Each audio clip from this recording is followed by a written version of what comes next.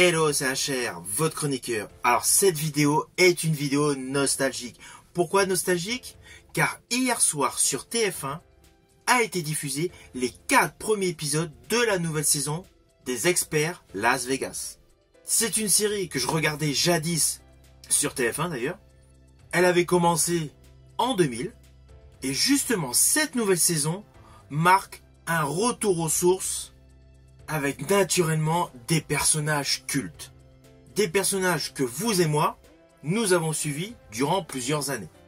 Alors, pour la petite histoire, je sais que leurs retours font plaisir à bon nombre parmi vous, car justement, on m'a demandé si je pouvais faire un retour après le visionnage de ces premiers épisodes. Étant fan jadis de cette série mythique, Les Experts, forcément, j'ai regardé ces 4 épisodes.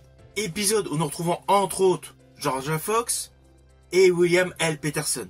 Alors, concernant la carrière de William L. Peterson, le film que j'ai préféré avec cet acteur est Le Sixième Sens de Michael Mann, qui était centré sur le personnage Hannibal Lecter, repris plusieurs fois après par Anthony Hopkins dans la saga.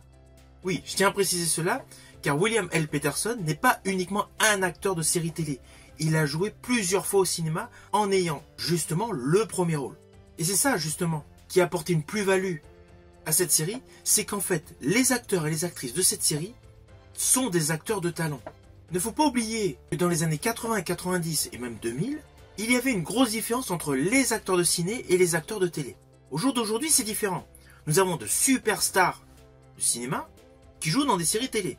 Je pense notamment à Colin Farrell, qui est un de mes acteurs préférés, qui joue actuellement dans la série Le Pingouin. Vous pourrez d'ailleurs retrouver prochainement une vidéo concernant mon analyse et mes réactions par rapport à la série diffusée sur Canal+.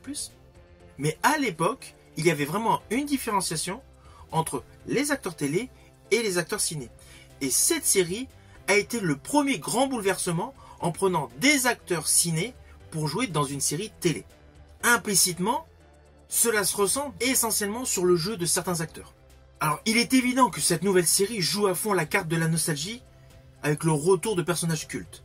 Mais cette nouvelle saison a une histoire cohérente. C'est une suite parfaitement écrite, les lignes scénaristiques sont en adéquation avec le devenir des personnages, et l'enquête est une fois de plus haletante.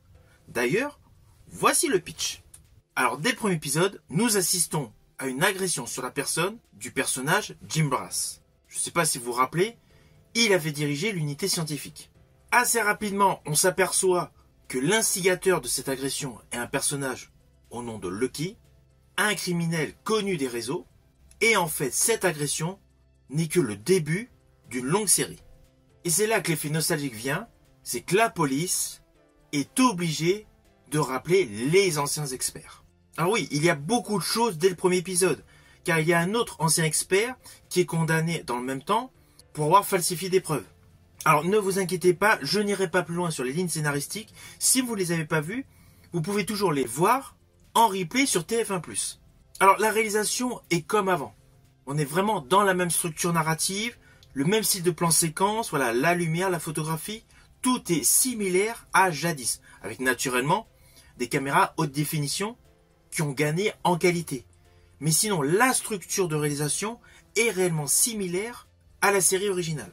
Le fait de retrouver les anciens acteurs se mélangeant avec les nouveaux apporte justement un côté nostalgique. Alors, ce côté nostalgique, forcément, ne va pas du tout toucher le jeune public. C'est plus le public de ma génération qui va être totalement hypé.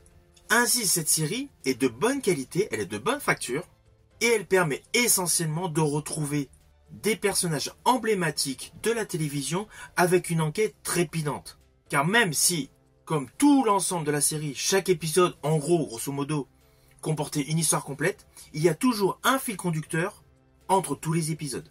Ce qui est exactement le cas dans ce retour aux sources. Alors habituellement, je suis un petit peu sceptique concernant les suites de grandes séries qu'on a suivies jadis ou les remakes de séries. Moi perso, je n'ai pas du tout apprécié le remake de la série MacGyver. Ceci dit, j'ai apprécié récemment la suite reboot de la série Code Quantum, que j'ai découvert sur Série Club l'année dernière, et d'ailleurs j'ai fait une chronique concernant cette série.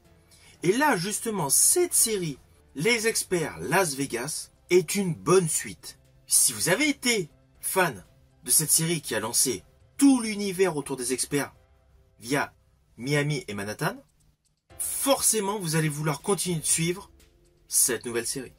Par contre, c'est indéniable. Les plus jeunes d'entre vous ne vont pas du tout être hypés.